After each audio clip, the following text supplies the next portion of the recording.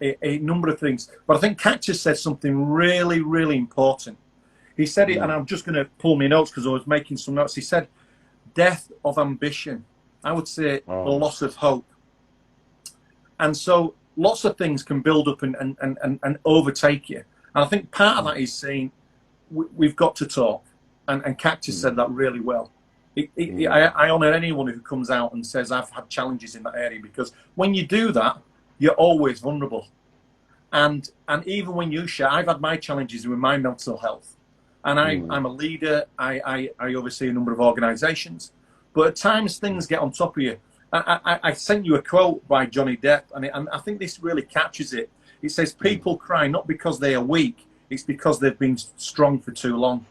And I think it's not one issue. There's multifaceted issues across men, whatever colour your skin is, but also specifically in other areas. So deprivation, inequality, lack of hope, lack of opportunities, all play into that multifaceted thing. Fatherlessness, self-medication is a big issue in certain cultures. And so you can only address it. But I think part of it is what KAKTUS said is having good mentors, not being scared to say there's an issue, not to be scared to that issue to define you. I think so often when people say, I've got an issue, I'm depressed, lots of people have issues, lots of people, and we cover them up rather than resolving issues and rather than talking them out that help people to process issues, to think about issues. And the thing with mental health, it's not just one issue. It can be chemical imbalance in your body. It can be physical, it can be psychological, it can be because of crisis in your life, and sometimes it can be for no reason. It just hits you hard. And so part of that is to say, guys, it's okay not to be okay, and it's okay to talk. I like it's okay not to be okay. And yeah, the thing that got to me, because KAKTUS is one who, like, up until recently, we were sharing. It started like we were sharing. And he could mention times where I was with him, right? And to me, it was nothing. It was like that time. Now I know better. But that time was like, yo, what's going on, man? You know we need to do this. You know what I mean? That was one of the things. But now that I spoke to him, I say, oh, so maybe that was one of those times, right? And he said, yeah, but he had to come out of that and just talk about it and come back and say, talk about it. So for people who like, people ask these questions like, which is the way around it? Which is the way around it?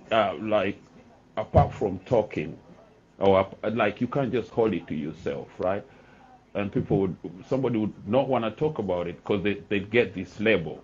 You see, I think that's where the stigmatizing comes from, right? I don't want to be looked lesser of, or I don't want to be considered like I'm not, especially for us men, I'm not man enough. Yeah, so that's the problem. So if we just talk about it, if we just build a network amongst ourselves, this could be something that we can, if it's in our normal conversation, when there's this question, somebody will tell you, how are you doing, right? And then when you're about to, inside you, you're like, oh, should I tell him the truth, or should I, you know what I mean? Even before when you're still computing that, before you answer, they go on with, oh yeah, by the way, do you know so and so and so, you know what I mean? So they ask you, how are you doing, but they don't really wait for the answer. And I think that's the challenge. When people say, how are you? The last thing you want to do when you're vulnerable, when you're struggling, is to talk about yourself, because you feel more vulnerable. You feel more insecure. You feel that someone's going to put the knife in, as KAKTUS said. People will put you down. And I think part of that is to create a safe environment. Part of that is for men to create a safe environment with people they trust, to ensure that it's okay to say I'm not okay. It's okay to have challenges. I think some of it, one of the key issues is, some of it is about what we take in. So KAKTUS said the death of ambition, but it's also what we listen to, for me, when I was struggling and I went on medication and I struggled with medication, and someone said, but if you were a diabetic and you needed insulin, would you take it? Of course I would. So if you've got issues with your serotonin levels, why wouldn't you take some medication to help you for a short period? And I think so often we think we're inadequate, we're less of a person. And actually, there are many options: medication, therapy, talking, taking vitamin D, eating well, exercising. So there's loads of little things that can help us, but we can still struggle. And I think part of that is, for me, one of the things that I found, faith comes by hearing. And sometimes all I can do would lay on my bed and listen to scripture, because the only bit of hope I had was faith comes by hearing. And that sounds in and of itself, but for a Christian, I knew if I hung on to that truth, lay on my bed for a few hours, it wasn't the miracle answer. But over a period of time, I came out of this dark place. And the truth is, we all have dark places. So if someone is having suicidal thoughts or not good thoughts, I would encourage them to go straight to a doctor, go straight to a friend, a trusted friend. Don't suffer in silence. It doesn't mean you're less of a person. It doesn't mean you're less of a leader. It doesn't mean you're less of a man. It actually takes more of a man to challenge and get those issues sorted. And then to learn when you see triggers or telltale signs when you could potentially be getting depressed or anxiety or whatever the particular mental health issue is for you. So I think it's about having a strong friendship group. It's not suffering in silence, it's not suffering in isolation. It's tackling that stigma, and not only you, and you're doing that today, which is great. Tackling the stigma. It's okay. It doesn't make you weak. It doesn't make you less of a man. It doesn't make you less of a provider. And actually, I would say it's the other way around. If you've got the courage, even when you're so vulnerable, to say, I'm struggling. For me, when someone like KAKTUS says that, I think he's more of a man. I think he's more of a leader, because in his weakened state, in his vulnerable state, he's being vulnerable, even more vulnerable. And to me, that says so much strength.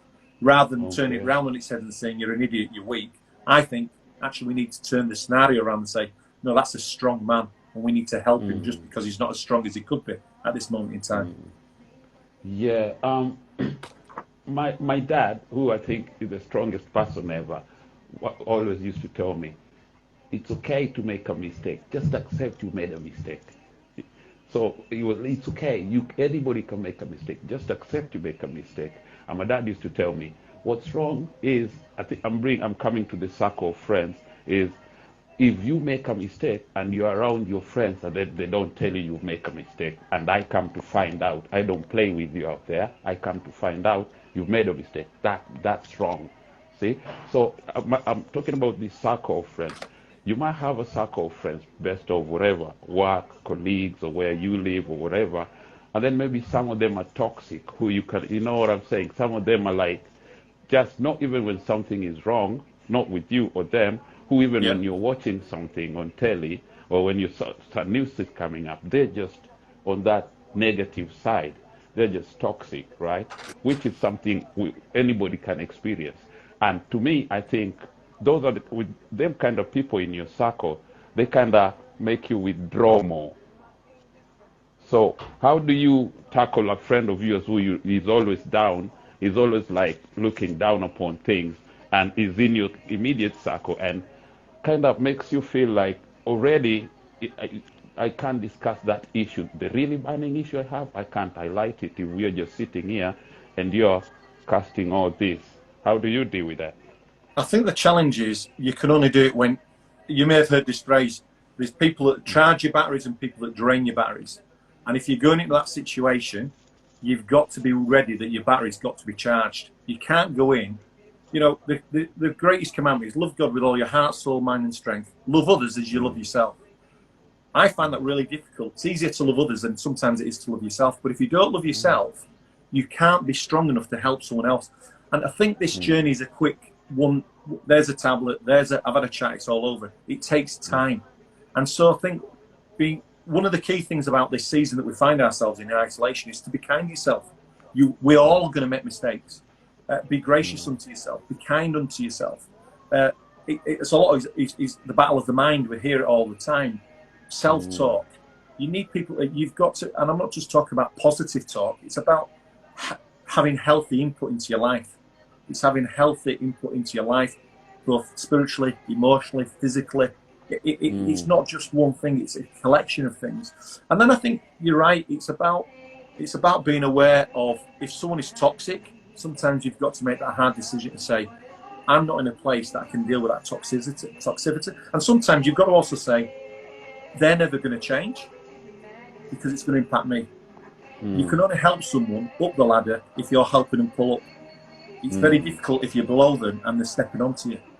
So there's an element of you've got to have a degree of strength. But I think in that place of vulnerability, when you can't do it on your own, you've got to do it in teams. You've got to do it in who's someone's been there. There's some great stuff out there. I would say if someone's struggling with depression, or you know someone who's struggling, there's some videos. If you go on YouTube, look for videos called The Black Dog. That's really helpful videos. There's some great stuff on mind.org about mental health and to do with the Afro-Caribbean society, and specifically about men and the challenge that young men in that society have because of deprivation, because of self-medication, because of the loss of hope. Now, I'm not saying all these are great, but it gives some insight. But ultimately, you and I know that the greatest insight is that it's not who I am, it's who we serve. And my identity isn't in what I do. My identity is in who I serve, which is Christ. But that's really tough. When we say that, we know it here. But the reality of how we live out, we feel so vulnerable when we're not, because we're identified by what we do and not who we are. And so part of that is, again, you know, for me as a Christian, I can only take it from a Christian perspective. But I've seen many people who are not Christians or who struggle, and Christians who struggle. It doesn't, being a Christian doesn't protect you from these challenges. Yeah, it doesn't make it easier. In fact, because your values are slightly high, you kind of, you know what I mean, you have to, it's a higher level than, you know, these other people. These other people can, and I get you, I totally understand what you say, especially for people, for the minorities and something, where the normal understanding when you are growing up is boys don't cry. Yeah. You understand? So, well, you remember that that little poem? Sticks and stones maybe break my bones, but words will never hurt me. And we know words are more powerful, because if someone has said to you, certainly said to me, you're stupid, and people have said lots of nasty, you dwell on that, you fester on that. It that resonates sometimes. It keeps playing behind your mind. Yeah, plays behind your mind. You're like, oh, there comes the guy who thinks I'm stupid. I'm not even going to sit there. Then you might have been a teacher, might have been a parent, might have been a grandparent. So words are so powerful. And so even with the songs, you know, I challenge my boys. I've got 3 boys, but I challenge them, what are you listening to? Because if faith comes by hearing, what am I listening to? What am I seeing? The eyes are the window of the soul. So what am I seeing? I'm not saying, just be careful what you're watching, what you're listening to. Your self-talk, who you're talking to others. Thank you very much. Like, to me, like, after a couple of exchanges of emails with you and talking to KAKTUS, I'm getting this thing, like, it's an issue of also what you put in. It's kind of just like food, right? So if you're putting in all these violent movies or all these depreciating movies and all this, I'm being a DJ and a producer, I know about music, so that bit I understood, right? That bit of, like, even me personally, I try to listen to uplifting songs, like especially in the morning, I'd like a nice uplifting upbeat song just for me, not for anybody. And in the evening when I'm going to sleep, I'd like just some nice, that just for me, right? So I'm learning, like, it's the same thing. It's kind of like the intake you have. If you intake all these kind of whatever machismo looking kind of lyrics and what subconsciously, which I did when I was an artist, I find myself perpetuating that in my lyrics and all that. And I came from that school of being artist where you pride yourself of being a mirror to the society. Then I'm like, yo, I'm from kind of deprived area. Nobody here is driving a Lexus. Yet I'm in the studio really writing about my Lexus, and you know what I mean? Then I had that conflict, so the kind of things I dealt with. So I learned that early. I learned about just reflecting what's around you. But now is when I'm learning about, like, mental health, and just as a man, it's kind of like what you put in, even like movies you want to watch, even just when you're Netflixing, you know what I mean? You want to choose something that, you know what I mean, that kind of, when you go to sleep, you're like, oh, that wasn't some of that. So it's a learning also. And that's what I'd like to pass out to, like, a couple of my people and say, yo, you can do it like this. So yes, it's an eye-opener, and I really appreciate this. I hope we'll get more into this, and I hope maybe we'll do more. I hope maybe we'll do more than just talking. I hope we put some boots on the ground. I hope we do a couple of things because I'm kind of like, I'm in it now. I'm in it. I want to see how far I can go. Anything else you want to talk to us about what you're doing and anything else? There's some great organisations out there, and I think it doesn't take a lot to find some great. It's the basic stuff, and I think we've just got to encourage people to do those little things consistently. There's a great quote by a guy called Zig Ziglar: "Small things done consistently creates massive change," and I think so often people try and undermine people. We undermine ourselves if we talk badly about ourselves, and I think so often it's about just doing the little things. Be consistent, carry on. We want instant wins. We want this instant car, instant house, and that's not life. And we've sold a false dream. And I think when we sell false hope, then people become disillusioned, and you get depressed. And it doesn't matter what colour your skin is, where you're from, you get depressed. But when you believe that actually you talk hope into your life, and we've got the greatest hope, we've got Jesus Christ, and we can. And there are spiritual battles. But I think if you look at what David said in the Psalms, David was honest with God. He went, life stinks at times, and he just went blur. But then he finished on a high. Then he recognised.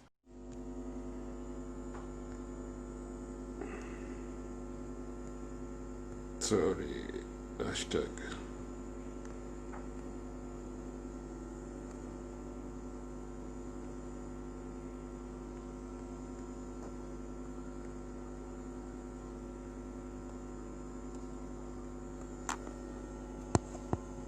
Yo, ladies and gentlemen, we're back. Sorry about that. Sorry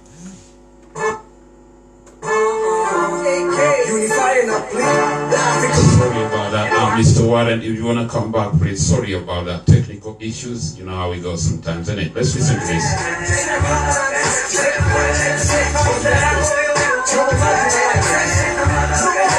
Thank you, everybody who's been tuning in. I was talking to Mr. Warren, and if with any luck he'll come back. We just had a little bit of technical issues, right?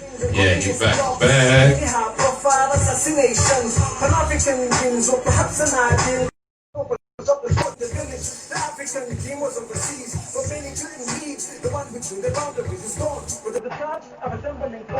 thank you. Technical the joys. You understand that? Yeah. Go on. You were talking. You're saying something before. I think part of it is we all have challenges, and it's about encouraging people, not doing it in isolation. God doesn't live in isolation. God lives in community with himself. And so I think for men, the best analogy is for me when Moses is on top of the hill and Aaron and Hur hold his hands up. And I think that's part of life. We've got to be willing to hold each other's hands up. We've got to be encouraging. We've got to encourage people. And we've got to speak the best of other people. We've got to encourage people to think the best about themselves. So it's one of my big bugbears. I love people. I want people to do what God's asked them to do, but I want them to be the best they can be. So there's so much we can achieve in this, and attacking stigma is one of the massive things. Definitely. Thank you very much. Coughing. And that's all right. Yeah. Like we say, I consider every day a learning process. Like, yeah. Once you learn something, my personal challenge is when I go to sleep, at least I've learned something, or I go to sleep with something that I was trying to work out, like something bothering me, and I'm wondering how do I, like a technical issue, how do I go around it? You see, with something positive bothering me in my mind, you know what I mean? Then when I come back after some time, I'm like, oh, I've worked it out. I'm into, like, maybe during producing music, you're trying a riff and it's working, you know what I mean? So you go to sleep like, oh, how am I going to chop that? How am I going to chop that? So that kind of, I think, like, when I wake up tomorrow, if I go to sleep, when I've done that, I feel good about myself. Yeah. Like, I'm big on not waiting for the next man to see the good in me. If I don't see any good in me, I don't think you're going to see anything good in me. That's kind of been my motto through all this. And I really appreciate you taking time for this. And I'm hoping everybody who's listening will see we're trying to do something, and anybody out there willing to help can jump in. And yeah, I'm really appreciating you for coming on to this. And Later on, I'll be bothering you when you're after your holiday. You come back, I'll be bothering you with a lot of emails, this and that. More I than want to happy. get you to meet, yeah, meet KAKTUS and maybe exchange something with KAKTUS and whatever. Cause I think that young man is on a journey, and he also don't know though. Like I think he also don't know, but hey, we're here to help each other. I think. I think the powerfulest thing is people being honest and sharing their personal journey, and then not staying in that valley, but then walking people out of that valley. And therefore, we're all vulnerable. I've had my challenges, and I on one level I've had a privileged upbringing, but you know there are times when you think, if I get rid of me, I'm the problem. But actually, if you're being honest, people will miss you. People will, but you can't see the solution. And I think part of it is to say there is light at the end of the tunnel. It's okay not to be okay, but there is reminding people there's hope. And I think the key thing that, it was so powerful when it really hit me when he said death of ambition. And for me, it resonated with that loss of hope. And for us, as slightly more mature men, it's about speaking hope over young men. It's about speaking hope over older men, that they've got still things to contribute. They've still got a responsibility. And I think it's about working together. And for me, then that's a real powerful weapon. If we work together, if we speak well, if we acknowledge the stigma, but actually say it's not a stigma, because if you're going to be great in anything, if you look at a lot of great leaders, they've suffered from depression, they've suffered from challenges. It doesn't make you strong; it just makes you real. And I think part of that is not allowing your challenges to define you, but looking forward and saying, God's placed something in me, and I believe He's placed a treasure in each one of us that we need to encourage out. And you're different from me, but it doesn't make you less important. It probably makes you more important, because when we come together, we sharpen each other and we can speak life over each other. Definitely, sir. Thank you very much, Mr. Warren. I don't want to take any much of your time. I really appreciate this. And like I said, when you come back from holiday, I'll be bothering you so much. Thank I you look and forward salute to for it. taking time with us. Thank you. All right, cheers. Bye. Bye. Let's go. Woo.